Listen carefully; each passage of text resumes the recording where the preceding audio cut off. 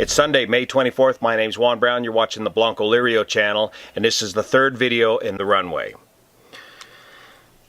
Remember, in the last bit of video footage of the final crash, the crew did somehow manage to get the gear down. So let's go inside and look at the... So here's the airport diagram for Karachi Airport, runway 25 left, 11,155 feet long. Looking at the Google Maps view, we're going to be focusing on near taxiway Delta, located right here on the yellow line, and referencing the large building off to the left, both of which is more than halfway down the runway. Here you can see the left scrape mark from the number 1 or left engine, followed by the right scrape mark from the right engine. You can see the large reference building to the left of the screen off in the distance, and taxiway Delta is ahead of us. Then the marks disappear as the aircraft appears to bounce, or perhaps he was starting his go-around at this point, and the aircraft settles back down on the runway with some even more pronounced scrape marks coming up here. These scrape marks indicate that the cowling was sparking and beginning to catch fire.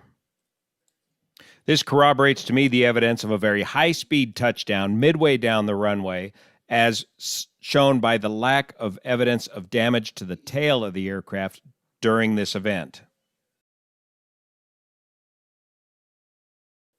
The scrape marks then disappear at this point as we approach taxiway Delta, and then reappear one last time as the aircraft settles down back onto the runway for one final time while he initiates his go-around.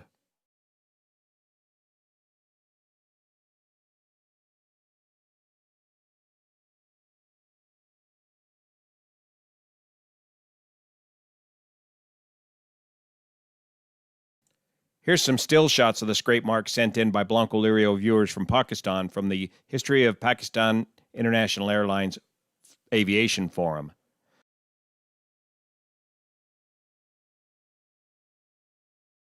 Sorted out. There's any number of ways to get this landing gear down on these aircraft.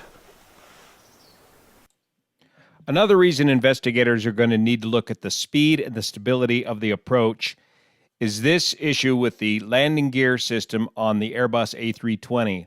The Air Data Reference Unit 1 or 3, if either of those two sense an indicated airspeed of greater than 260 knots, it will not allow you to lower the landing gear on the Airbus to prevent structural damage to the landing gear and or the landing gear doors. So if your indicated airspeed is above 260 knots, the ADR will not allow the safety valve to open and allow hydraulic pressure to pressurize the lowering of the landing gear.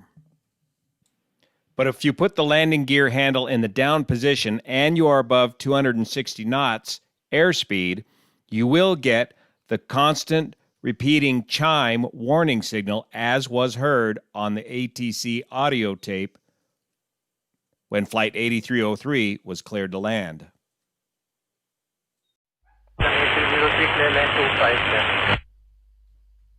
Roger, Pakistan.